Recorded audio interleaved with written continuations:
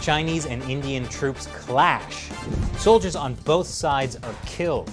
Can either side back down now?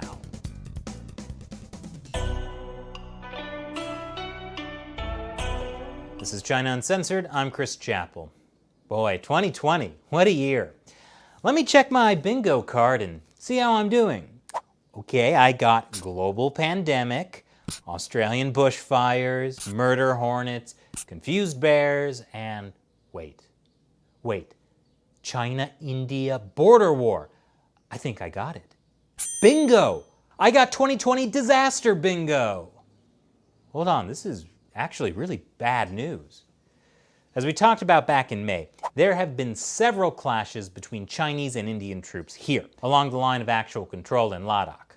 It's one of many territorial disputes China has with its neighbors. Last month, there was even a 150-person brawl, with soldiers fighting and throwing rocks at each other. Well, this month, things escalated. A lot. Both China and India are calling for peace, but blamed each other on Wednesday after soldiers fought at the Himalayan border, killing at least 20 Indian troops. Wow, that's pretty serious. Now, they didn't actually shoot each other, but both sides fought with fists and sticks and threw rocks. Indian officials said that Chinese soldiers were also using clubs wrapped with barbed wire or studded with nails, like the ones in this image. Troops battled face-to-face for over 4 hours in the dark, some falling off cliffs. They didn't shoot each other because soldiers from both sides who patrol the area are unarmed to prevent something like that from happening. Most of the Indian soldiers died from exposure after falling or being thrown into the river. This is the most serious escalation at the border in 5 decades, at a time when soldiers were actually in the process of disengagement. News agency ANI, quoting sources, is reporting that 43 Chinese soldiers have also been killed or seriously injured. Now, there is no official number for Chinese casualties. And if double the number of Chinese soldiers were killed, I can see why the Chinese Communist Party might not want to mention that. In fact, China hasn't said much about the Chinese soldiers who died. Indian Prime Minister Narendra Modi, however, had this to say.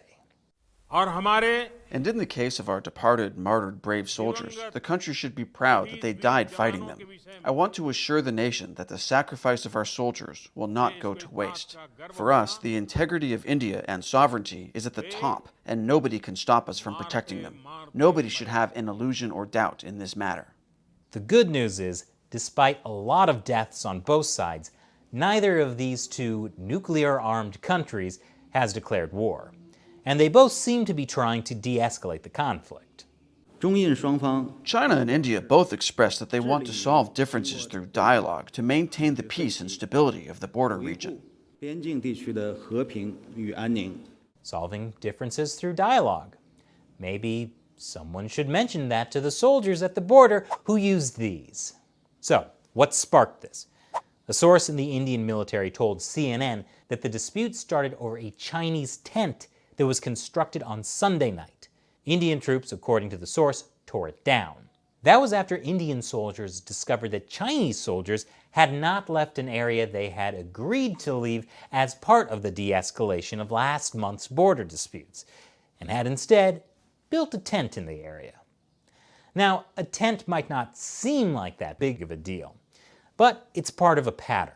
China has chipped away at territory along the disputed frontier, seizing about 23 square miles in the past 2 months. This is part of China's salami slicing strategy.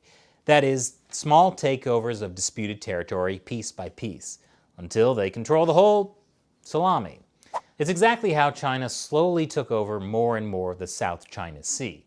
Only they don't have to build artificial islands on the China-India border. They can build tents. Now, many people in India are a little upset about this latest border clash. Angry protesters in India burned images of Chinese President Xi Jinping on Wednesday in the eastern city of Patna and Kanpur in Uttar Pradesh, and some called for a boycott of Chinese products. Look, maybe they're just saying that Xi Jinping is lit. Okay, probably not. But one thing that is getting more and more popular in India is a call to boycott Chinese goods, an idea that the Chinese Communist Party does not like. Funny, the Communist Party seemed to like boycotts last month when a Chinese official suggested that Chinese people could boycott Australian exports. That was after Australia called for an investigation into the origin of the coronavirus. Things changed so quickly. So far, the Indian government does not show any signs of curbing the calls for a made-in-China boycott. And there are reports now that the government may actually fast-track import restrictions on over 300 China-made products. One thing that this latest border dispute may have done is change India's approach to China, the way that the coronavirus has caused some countries to rethink their dependence on Chinese goods, or caused them to lose their trust in the Chinese Communist Party.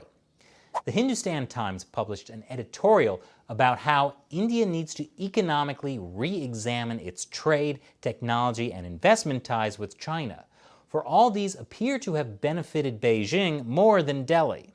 It adds that India should consider taking a stronger position on Tibet. It must double down on its partnership with the US and be part of any club that seeks to contain Chinese power. Well, that is something that the Chinese Communist Party will hate even more than calls to boycott Chinese exports. And I just want to give a big shout out to all of you watching in India and those who requested this episode. So, get out your bingo cards and let's see what's next in 2020. Or maybe let's not. And now it's time when I answer questions from you, my loyal 50-cent army, fans of the show who support what we do through the crowdfunding website Patreon. Today's question comes from Nish. When do we get the CU merch again? Boy, Nish, I wish I could give you an answer. So if you don't know the story, we had a merch shop set up on Teespring.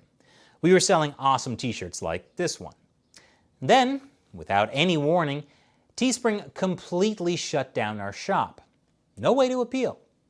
Turns out they felt that old Xi Jinping was a trademark violation, which it's not because parody is fair use.